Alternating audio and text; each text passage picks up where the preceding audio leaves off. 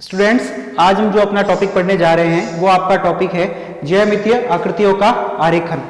इस टॉपिक के अंदर हम ज्यामितीय आकृति को कैसे बनाया जाता है और उसके बारे में सामान्य जानकारी लेंगे। ज्यामितीय आकृतियां आपकी दो प्रकार की होती है। एक तो होती है आपकी द्विविमीय ज्यामितीय आकृतियां। ये आपकी समतल आकृतियां होती है जिन्हें हम एक प्लेन पेपर पे या बोर्ड पे ड्रॉ कर सकते हैं। जैसे आपका त्रिभुज है, आप सब जानते हैं त्रिभुज का मतलब तीन भुजाओं से घिरी हुई एक बंद आकृति होती है, उसे हम त्रिभुज कहते हैं। उसी प्रकार से आपका चतुर्भुज है, इसके अंदर आप जानते हैं कि चार भुजाओं से घिरी हुई एक सरल आकृति होती है, वो आप चतुर्भुज कहलाती है। आपके आयत भी एक तरह से आपका चतुर्भुज का ही प्रकार है।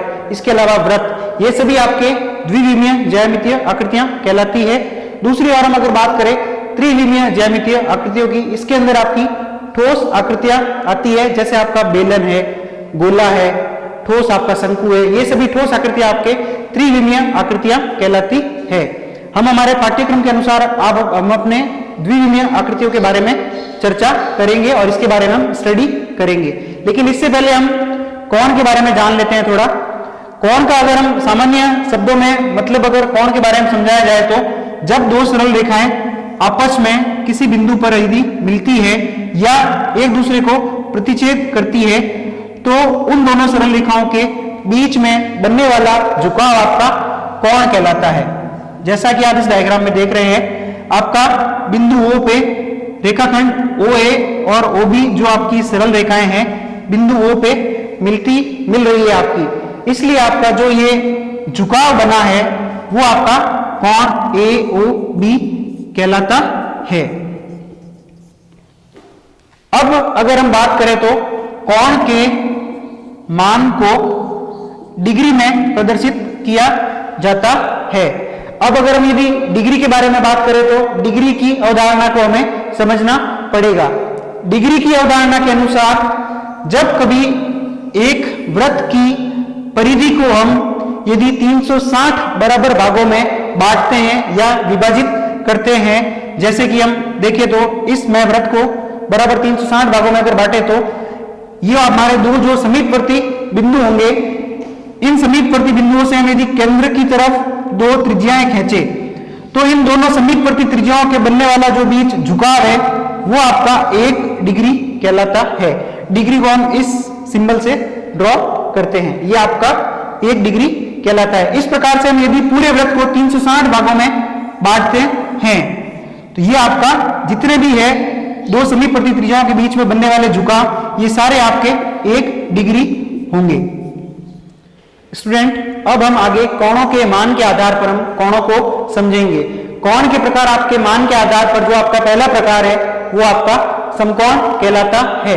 जैसा कि आप इस डायग्राम में देख रहे हैं, आपका दो सरल रेखाएं OA और OB लंबवत परस्पर मिल रही है, जो बीच में बनने वाला कोण है आपका 90 डिग्री का होता है, तो इस कोण को हम समकोण कहते हैं। सामान्य शब्दों में अगर कहें तो हम यदि दो परस्पर सरल रेखाएं लंबवत आपस में मिलती है तो बीच में जो इनके बनने वाला कोण है आपका समकोण कहलाता है।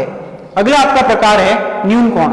न्यून कोण के अंदर आपके दो सरल रेखाएं आपस में, जैसा कि आप इस डायग्राम में दिख रहे हैं, OY और OX सरल रेखाएं आपस में O बिंदु पर परस्पर मिल रही है और यदि कोण का मान 0 डिग्री से तो अधिक है परंतु 90 डिग्री से कम होता है तो आपका ये न्यून कोण कहलाता है। अगला जो आपका प्रकार है वो है आपका अधिक कोण। अधिक कोण के अंदर स्टूडेंट्स आपके दो सरल रेखाएं परस्पर जैसे ये O बिंदु पर मिल रही है, इनके बीच का झुकाव यदि 90 डिग्री से तो अधिक है परंतु 180 डिग्री से कम होता है तो आपका वो अधिक कोण कहलाता है। यहाँ आपके डायग्राम के अंदर आपका जो कोण AOB है वो अधिक कोण है। अगला जो हमारा प्रकार है वो आपका सरल कोण है। सरल कोण के अंदर स्टूडेंट्स आपके दो सरल रेखाएं परस्पर O बिंदु पे मिलती है और कोण का मान यदि 180 डिग्री होता है तो वो आपका कोण सरल कोण कहलाता है। अगला जो आपका प्रकार है स्टूडेंट्स वो आपका है वृत्त कोण। वृत्त कोण के अंदर यदि दो परस्पर सरल रेखाएं आपस में मिलती है और यदि कोण का मान आपका 180 डिग्री से तो अधिक होता है परंतु 360 डिग्री से यदि कम होता है तो वो आपका वृत्त कोण कहलाता है।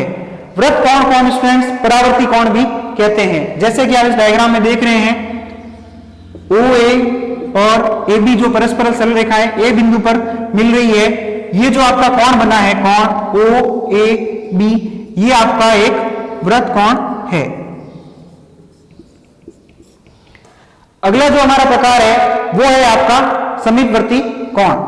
समीपवर्ती कोण के अंदर एक आपकी सरल रेखा के दोनों तरफ बनने वाले कोण आपके समीपवर्ती कोण कहलाते हैं। जैसा कि आप इस डायग्राम में देख रहे हैं, आपके ओसी रेखाखंड के दोनों तरफ जो बनने वाले कोण है, इनका यदि हम नाम दे दे अल्फा और बीटा, और इस सरल रेखा का नाम यदि हम ओ ए दे दे और दूसरी सरल रेखा का नाम यदि हम ओ बी दे दे, तो आपका ये समीपवर्ती कोण अल्फा और बीटा होंगे। अगला जो हमारा कोण का प्रकार है वो आपका पूरक कोण है। यदि आपके दो समीपवर्ती कोणों का योग 90 डिग्री होता है तो वो आपका पूरक कोण कहलाता है।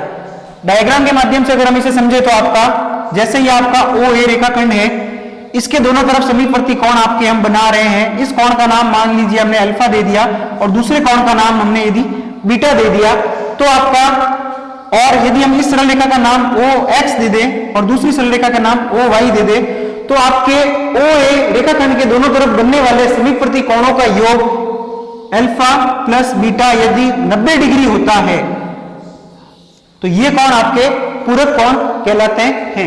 अगला जो आपका प्रकार है फ्रेंड्स वो आपका है संपूरक कोण। संपूरक कोण के अंदर यदि क्लास आपके एक रेखाखंड के समीपवर्ती दोनों तरफ बनने वाले कोण का योग यदि 180 डिग्री होता है तो वो आपके संपूरक कोण कहलाते हैं। अगर हम चित्र के माध्यम से समझे तो आप जैसे ये देख रहे हैं, ये आपकी एक सरल रेखा है ओपी। ओपी सरल रेखा के दोनों तरफ समीपवर्ती जो कोण बने हैं इनका नाम हमने दे दिया अल्फा और बीटा, और ये हमारी सरल रेखा है मान लीजिए ओ एक्स, और ये वाली सरल रेखा है हमारी मान लीजिए ओ वाई। तो हमारे जो ये कोण दोनों बन रहे हैं अल्फा और बीटा, ये ओपी रेखाखंड के समीपवर्ती कोण है। यदि इन दोनों कोणों का योग आपका 180 डिग्री होता है तो ये आपके संपूरक कोण कहलाते हैं। इस प्रकार से हमने अभी समझा है कि कोणों के प्रकार, कोणों के मान के आधार पर कुल प्रकार 8 प्रकार के हो गए हैं। पहला प्रकार आपका समकोण हो गया, दूसरा आपका जो है वो न्यून कोण हो गया, तीसरा आपका अधिक कोण होगा, चौथा आपका सरल कोण है, पांचवा आपका वृत्त कोण है जिसे हम परावर्ती कोण भी कहते हैं, छठा आपका जो प्रकार है वो आपका समीपवर्ती कोण है, और सातवां आपका पूरक कोण है, और अंतिम जो हमारा प्रकार है वो हमारा है संपूरक कोण।